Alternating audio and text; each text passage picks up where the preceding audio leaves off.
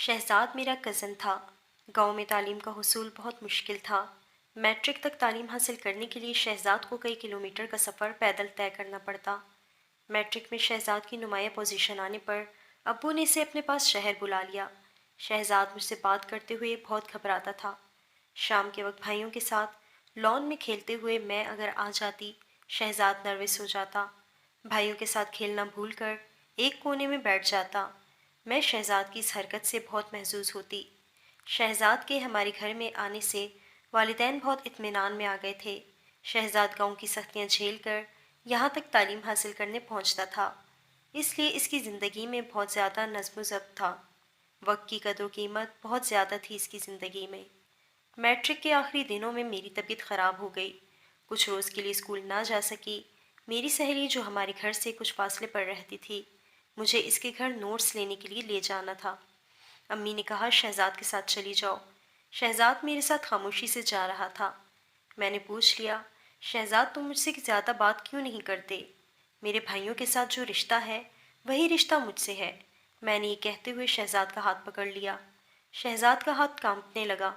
मुझसे हाथ छुड़ाते हुए बोला, पता नहीं मुझे क्या हो जाता है और मेरे साथ ऐसा क्यों होता है मुझे नहीं मालूम। मैंने अपनी दोस्त से नोट्स लेकर जब शहज़ाद के बारे में बताया तो वो बहुत ज़्यादा एक्साइटेड थी शहज़ाद से मिलने के लिए। इम्तिहानात से कुछ दिन पहले मेरी दोस्त मुझसे मिलने आई। मैं अपनी दोस्त को ड्राइंग रूम में बिठाकर किचन में आ गई। शहज़ाद को ये बता दिया कि सबा जो कहे वो नोट्स अलमारी से निकाल कर इसे दे दो। मैं रूम में वापस आने लगी तो शहज़ाद और सबा की बातें सुनकर वहीं रुक गई। शहज़ाद सबा के साथ इत्मीनान से बातें कर रहा था। मुझे बहुत ज़्यादा गुस्सा था। जिस लड़की के साथ इसका कोई ताल्लुक ही नहीं, इसके साथ इतनी बेतकल्लुफ़ी से बात करना, लग ही नहीं रहा था ये वही शहज़ाद है। मैंने कमरे में दाखिल होते ही शहज़ाद को बाहर जाने का कहा। सबा शहज़ाद के इखलाक और इसकी बातों के अंदाज से बहुत मुतासिर हुई थी। मुझे शहज़ाद के जाते ही कहने लगी, इतने कॉन्फिडेंस वाले लड़के के बारे में इस तरह की बातें करती हो, शर्म नहीं आती तुम्हें? सबा हंस रही थी और सबा के सामने मेरी वही हालत थी जो शहज़ाद की मेरे सामने होती थी। रात का खाना खाकर शहज़ाद छत पर पढ़ने चला जाता। मैं शहज़ाद के पास आई, अपने साथ इस रवैये की वजह पूछी।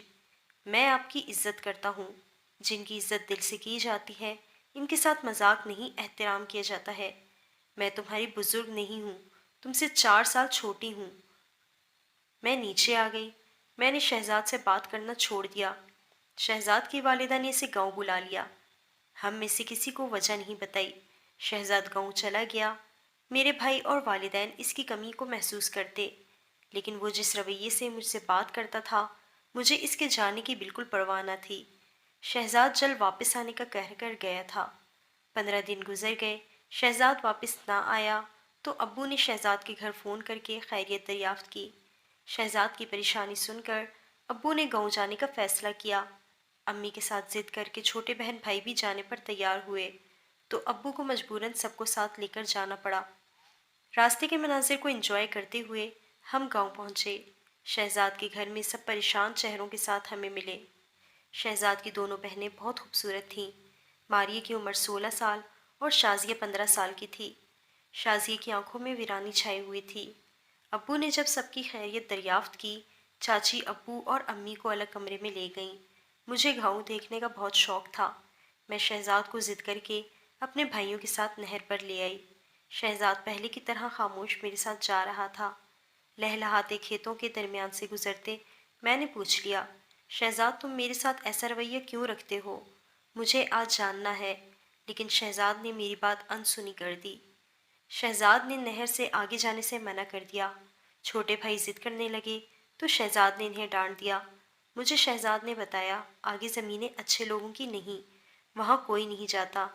हम घर वापस आए तो अम्मी और अबू परेशान थे। शाम तक शाजिया बिल्कुल नॉर्मल रही। अंधेरा होते ही शाजिया अलग कमरे में जाकर तड़पने लगी। शाजी के मुंह से सिसकियां लेने की अजीबोगरीब आवाज़ें आ रही थीं।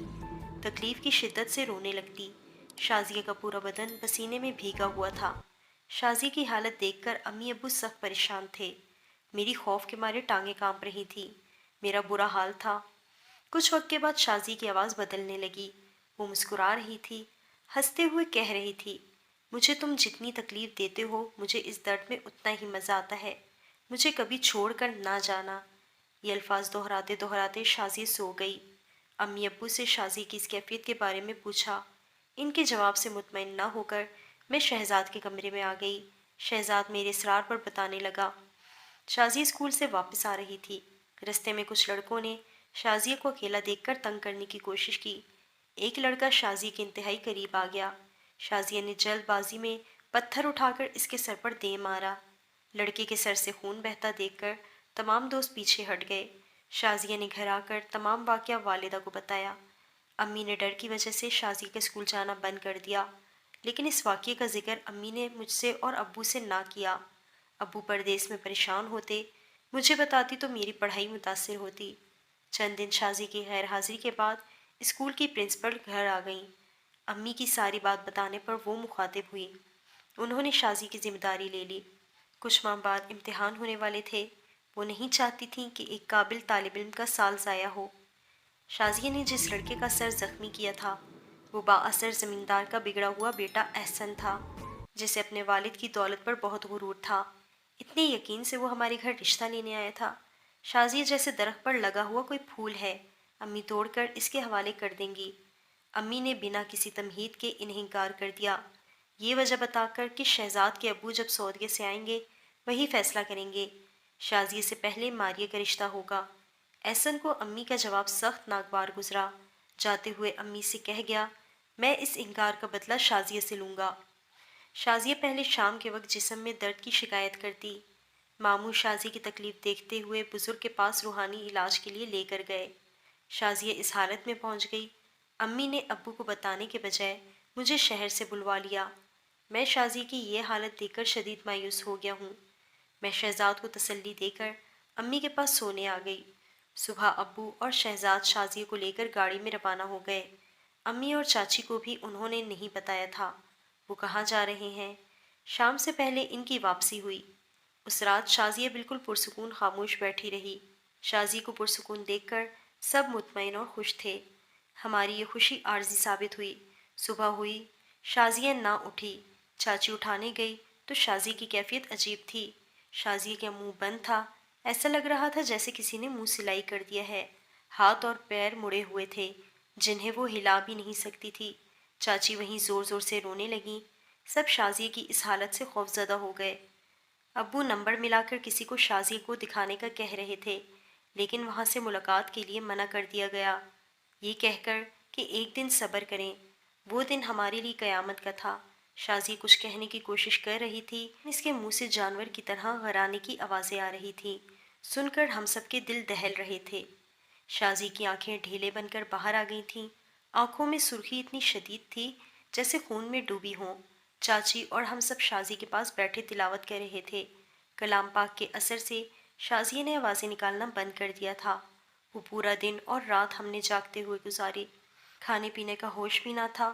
گھر میں ماتم کا ماحول تھا۔ وہ رات جاگتے ہوئے گزری۔ اگلے دن دوپہر 2 بجے کے قریب ہمارے گھر بزرگ آئے۔ ان کے ہاتھ میں مرغی تھی جس کا منہ سلا ہوا تھا، ٹانگیں اور پر بھی بندھے ہوئے تھے۔ ہم سب حیرت سے مرغی کو دیکھ رہے تھے۔ بزرگ ابو کو ساتھ لے کر شازیہ کو کمرے میں لے گئے۔ کچھ وقت کے بعد بزرگ اور ابو باہر آئے۔ مرغی شہزاد کو دیتے ہوئے کہا، مرغی کٹوا کر صدقہ کر دو۔ شازیہ کو کمرے میں جا کر دیکھا تو وہ سکون سے لیٹی ہوئی تھی۔